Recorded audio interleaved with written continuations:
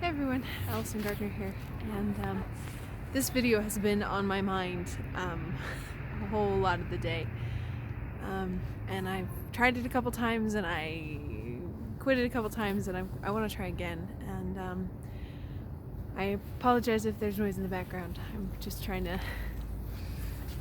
find a place where I can share what's on my mind, and this is just going to come out. It's been on my mind. I don't know that it's perfect, but it does feel important, and so I'm going to give it a try.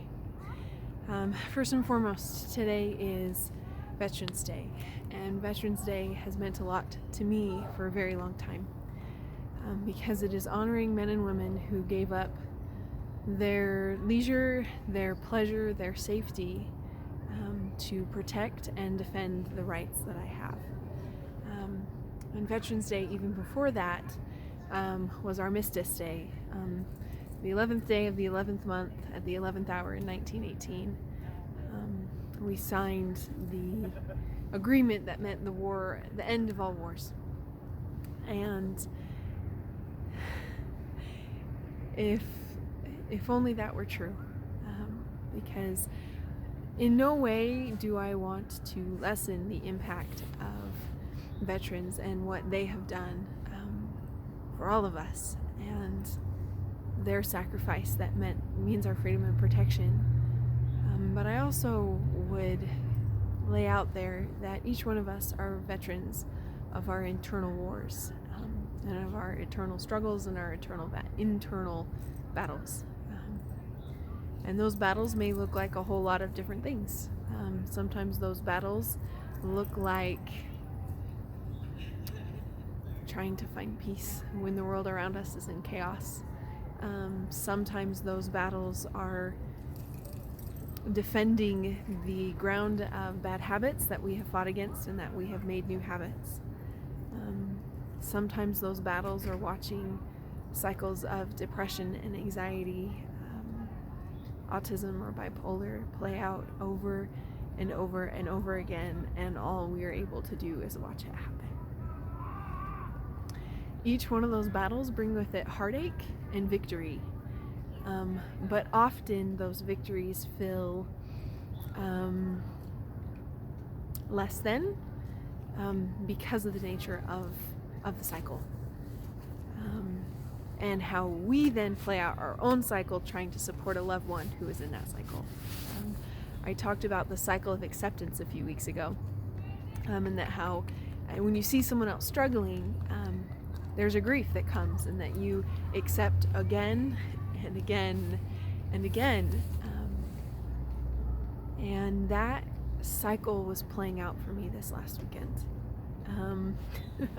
So when I'm in a not good place, I have some bad habits that crop up. One of them is I generally read a whole ton, and not like leisurely reading. This is like driven reading, and I read and I read and I read and I read and I read. So that popped up over the weekend. Another cycle that comes up is I stay up really late, and I don't take care of myself sleep-wise. And I've talked to a couple other people, and I'm so glad that I'm not alone in this. But when a lot of stress is going on around the outside, yes, it makes sense that sleep is really important and really key. And because it's key to mental stability and emotional stability, that's what the adversary attacks first. And so that's what he goes after for me. And so when there's upheaval in my life, when there's upheaval in my spouse, we lost a pet this last weekend. We lost an animal that we were given care over,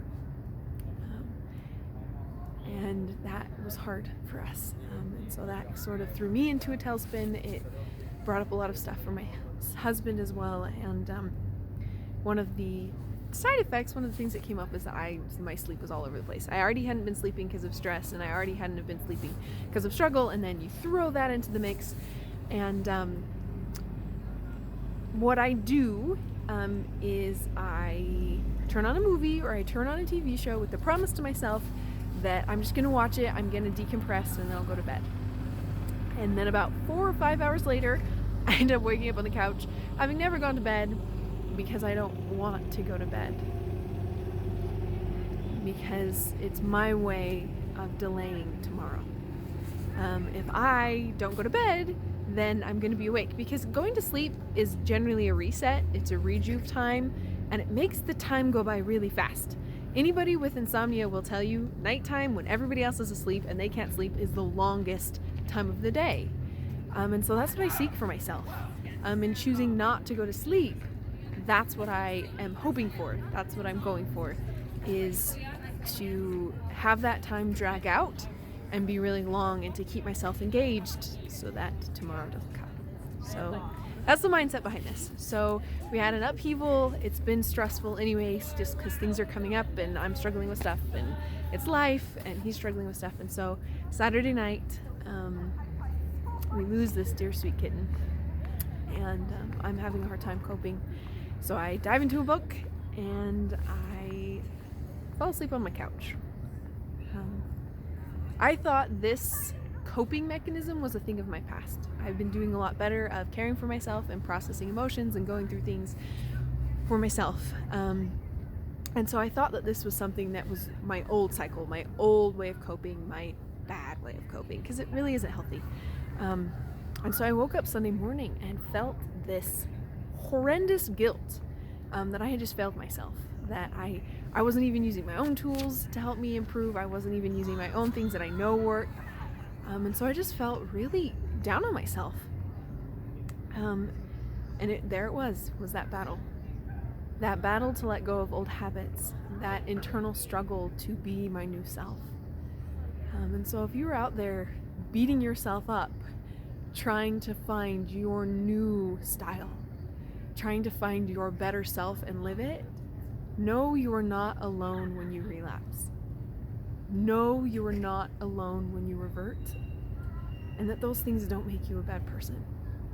They just make you a person that's having a hard time, and that you're doing your best to do the best you can. And so with any internal battles that you are facing, with any internal battles that are bringing you down, that you are so frustrated with yourself because it's this old cycle that just is playing around and around and around, know that whatever ground you feel you've lost isn't lost at all. It's just additional experience. So now, for myself, can I go back and change it? No. Next time if it comes up again, can I fix it?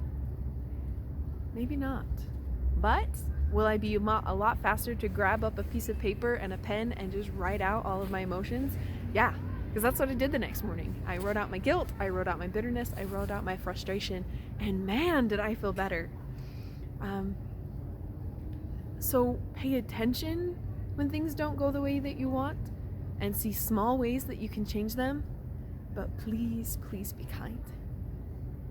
The Lord has infinite mercy for you, so why not showing a little mercy to yourself as well? And come join us. It is a cyclical process, and our battles keep coming up. They're not cured. They do get better, and there are seasons of better, and there are seasons of not so better. And so if you're feeling down or frustrated or alone, I hope that you will join us on our support group call. It's the second Tuesday and the fourth Saturday of every month. Please message me for details or comment below, and I will give you the phone number. We would love to add more to the group. Shared experience is a powerful thing in showing yourself mercy and self-care and lifting some of the weight that feels like it's taking you down off your shoulders. So we are excited to have you, and thank you for joining me on this journey of battles. We all have them, and we can be empowered to keep working through them so that there is victory instead of hopelessness. See you next time, guys. Bye.